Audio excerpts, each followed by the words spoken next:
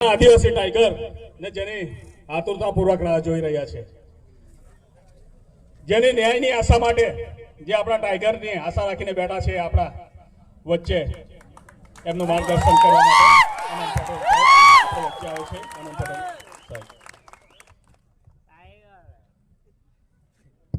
જય આદિવાસી, જય આદિવાસી, જય આદિવાસી, જય આદિવાસી, જય આદિવાસી, જય આદિવાસી. લડેંગે, જીतेंगे, લડેંગે. जीतेंगे. ન્યાય યાત્રામાં ઉપસ્થિત તમામ આગેવાનશ્રીઓ,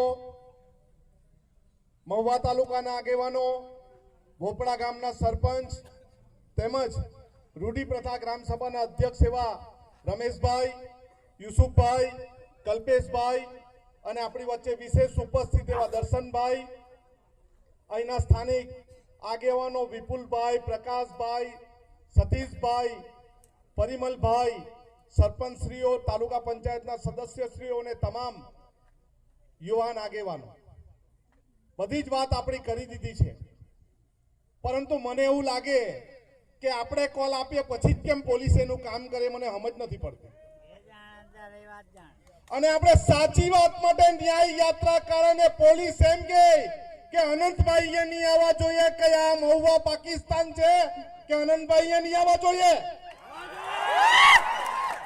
જ્યાં પણ આદિવાસી સમાજ સાથે અન્યાય થશે, જ્યાં પણ કચડાયેલા વર્ગ સાથે અન્યાય થશે, ત્યાં અનંત પટેલ અને એની ટીમ પહોંચી જશે. જેને અટકાવો તે અટકાવી દેજો, જેને જે કરવું હોય તે કરી દે. તમારા ધારાસભ્ય જે કરવું હોય તે કરે અને ધારાસભ્યની સાથે એની ટીમે જે કરવું કરે. અનંત પટેલ કોઈના બાપથી ગભરાયો નથી અને ગભરાવાનો નથી.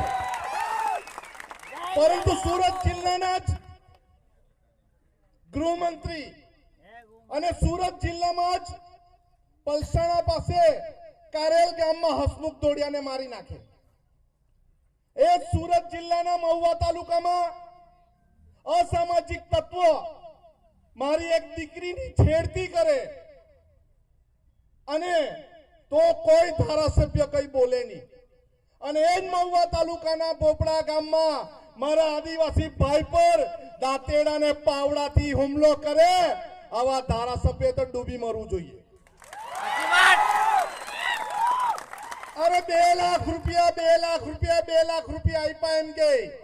અરે મુખ્યમંત્રી નથી આપ્યા. એટ્રોસિટી એક્ટ મુજબ ફરિયાદીને તાત્કાલિક સહાય કરવી